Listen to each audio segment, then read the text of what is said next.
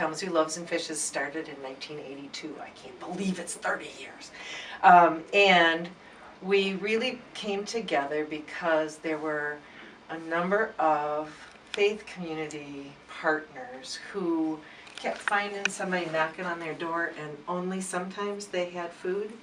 And so they decided to get together, and that together they could do more for people than they could independently.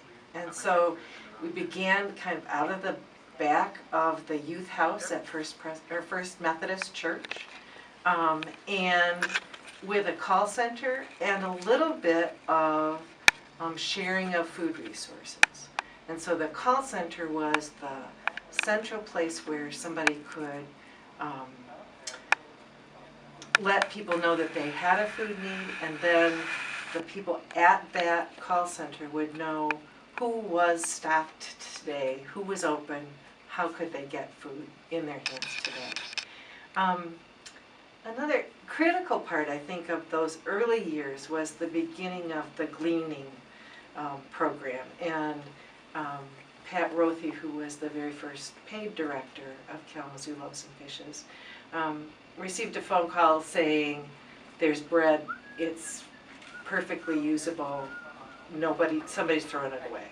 And so he went and worked out a relationship with the then Jewel Stores and now Harding's, and that began a food stream, if you will, that was enormously helpful. I really feel strongly that the evidence of community support continues to sometimes knock us right in the face, but it's so visible, it's so viable, it's so vibrant, that the goal of a hunger-free community, the goal of having food available to people in need, are things that this community embraces. That beginning of volunteer time, donated food, a spirit of let's together see whether we can make it easier for people who are already in a challenging situation, really is kind of the beginning, the history, the first moment of Kalamazoo Loaves and Fishes. Fast forward 30 years, and here we are in this incredible new space,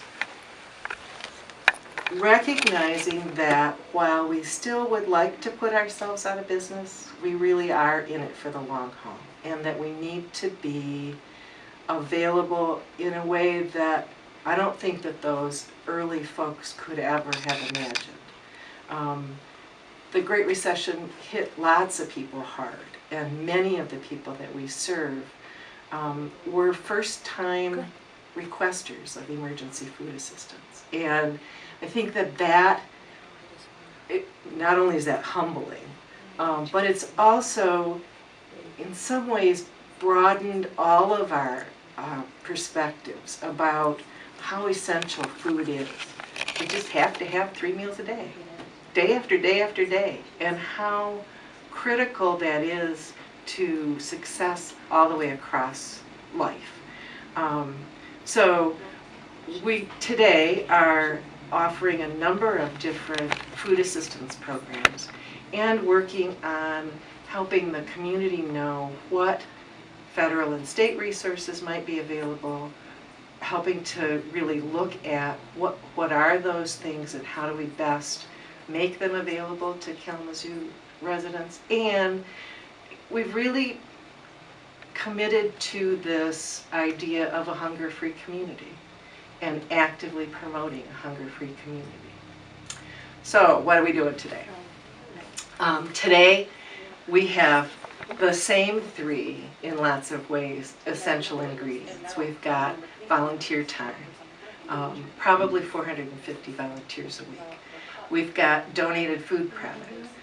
The letter carriers are doing their 20th food drive coming up in May, and that kind of food drive, along with the little girl whose birthday party guests brought food, helped to supply the food that we need. And then the third critical ingredient is dollars. we need dollars, and we are good stewards of all three of those resources, but particularly, I think, of those dollars. Looking always for the best way to stretch those dollars to meet the need that continues to grow.